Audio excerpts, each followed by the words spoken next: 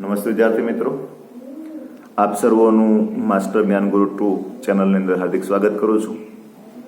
જ્યારે પરીક્ષા છે ખૂબ નજીક આવી રહી છે ત્યારે એવા વિદ્યાર્થીઓ માટે હું વિડીયો લઈને આવ્યો છું કે જેનો ટાર્ગેટ છે 80% કે 90% ઉપરનો છે, બરાબર છે, જેને A1 ગ્રેડ મેળવવો છે, ગુજરાત ટોપ કરવું છે, ડિસ્ટ્રિક્ટમાં કંઈક ટકા સારા લાવવા છે, સેન્ટરની અંદર ફર્સ્ટ લાવવો છે. તો એ બાળકોને નાની નાની એવી બાબતો છે જે પરીક્ષા દરમિયાન ખાસ ધ્યાન રાખવાની છે. એવી સલાહ હું આપવા માંગુ છું. જો મિત્રો પસંદ આવે તો વિડીયોને લાઇક કરજો, તમારા મિત્રોને શેર કરજો, એટલે બીજા પણ મિત્રોને આ કામ આવે. અને એઝ અ વાલી તરીકે તમે આ વિડીયો સાંભળતા હો તો પણ તમારા રિલેટિવમાં કોઈ બાળક બોર્ડની એક્ઝામ આપતું હોય ધોરણ 10 કે 12ની, તો એ પણ વિદ્યાર્થીઓને શેર કરજો. મિત્રો, વિદ્યાર્થીઓને ખાસ સૂચના આપીશ કે તમે આખું વર્ષ કોઈ સંસ્થા કે ક્લાસીસ પાસે અભ્યાસ કર્યો છે, એ શિક્ષકો તમને ટ્રેન કર્યા છે, બરાબર. તમારું માઇન્ડસેટ તે શિક્ષકો જાણે છે, એટલે આખા વર્ષ દરમિયાન તમને અલગ અલગ પદ્ધતિ તે લોકોએ આપી છે તમને. તો હવે જ્યારે એક્ઝામ છે તો આ સમયગાળા દરમિયાન મારી તમારી જેવા યુટ્યુબરો છે, યુટ્યુબની અંદર કહેવાય ને કે વ્યૂઝ મેળવવા, લાઇક મેળવવા માટે મોસ્ટ IMP ને આટલું જ કરો, 100માંથી 100 આવશે, 80માંથી 80 આવશે, આ વિડીયો થંબનેલ દ્વારા રજૂ કરતા હોય ત્યારે આ તમામ વસ્તુથી આપણે દૂર રહેવાનું છે. એટલે કહેવાનો હેતુ છે કે સોશિયલ મીડિયાથી આપણે દૂર રહીશું. કોઈ IMP વાંચવાનું નથી. તમને જે તમારા શિક્ષકોએ પદ્ધતિ આપી છે તે જ આપણે ફોલો કરવાની છે. નવું હવે કંઈ શીખવાનું નથી. બીજું એક જ કે તમે રૂટીન જે કાંઈ તમારા ઘરે જમો છો, બરાબર, તે જ આપણે જમવાનું છે. બહારનું થોડુંક પણ નાસ્તા પાણી છે કે કોઈ પ્રસંગોપાત કંઈ જમવા જવાનું થાય તો બહારનું જમવાનું ફરજિયાત ટાળો મિત્રો. કારણ કે અત્યારનું એટમોસ્ફિયર તમે ચેક કરશો તો એવું છે કે રાત્રે ઠંડી છે અને બપોરે ગરમી છે, અને આ સમય દરમિયાન આપણે ટ્રાવેલ પણ કરવાની છે, ઘરેથી સેન્ટર સુધી, સેન્ટરથી તડકાનું પાછું ઘરે આવવાનું છે, થોડુંક મનમાં કંઈક ડિપ્રેશન પણ છે કે બોર્ડ છે. તો આ સમય દરમિયાન જો રૂટીન સિવાયનું જમવાનું મળશે તો બોડી મેન્ટેન કરવી અઘરી પડશે મિત્રો. અને પહેલાં તાવ, શરદી, ઉધરસ આ 3 લક્ષણો પણ જોવા મળશે. અને આપણને અનુભવ પણ છે કે શરદી ઉધરસ હોય એટલે આપણી વિચારવાની ક્ષમતા જે છે ને, એ શક્તિ જે છે ને ઘટી જાય મિત્રો. એટલે પેપર દરમિયાન આપણે પૂરતું વિચારી નથી શકતા. તો એ પણ ધ્યાન રાખીએ કે બહારનું જમીએ નહીં, બરાબર છે.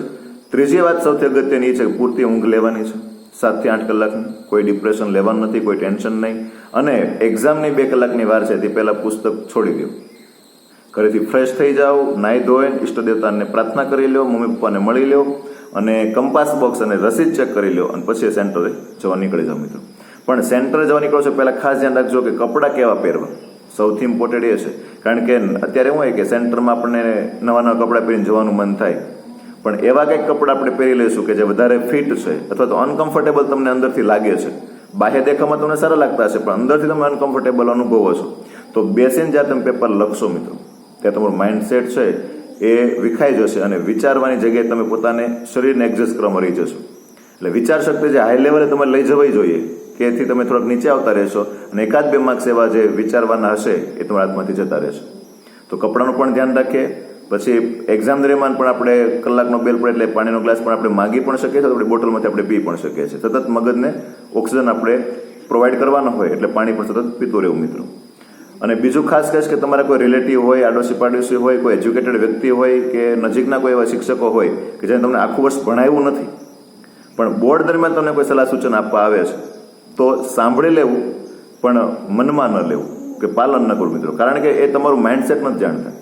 એને તમારી પર દયા છે, કોઈ સંબંધ છે, પ્રેમ ભાવ છે, તમને સૂચના આપશે પણ તમારું માઇન્ડસેટ કયા લેવલનું છે એને ખબર નથી, એટલે તમને એ સલાહ આપશે. સલાહનું પાલન હવે કરવું અઘરું છે. કારણ કે તમે જે સંસ્થામાં અભ્યાસ કર્યો છે, ક્લાસીસ કે સ્કૂલની અંદર, તે શિક્ષકોએ તમને વ્યવસ્થિત ટ્રેન કર્યા છે. તમારું માઇન્ડસેટ જાણીને તમને અલગ અલગ પ્રકારની પદ્ધતિ પ્રમાણે તમને એને માહિતી તમને આપી છે, કંઈક ટ્રેન કર્યા છે, કંઈક અલગ અલગ સિસ્ટમ ગોઠવી છે. તે પ્રમાણે તમે વાંચવાનું રાખો. હા, હું તો એવું કહું છું કે હજી કંઈક તમે અટવાઓ છો, કંઈક મનમાં મૂંઝાવો છો તો તમારા જે તે વિષય શિક્ષક કે સ્કૂલ સંસ્થાનો સંપર્ક કરો મિત્રો અને એની સલાહ લો.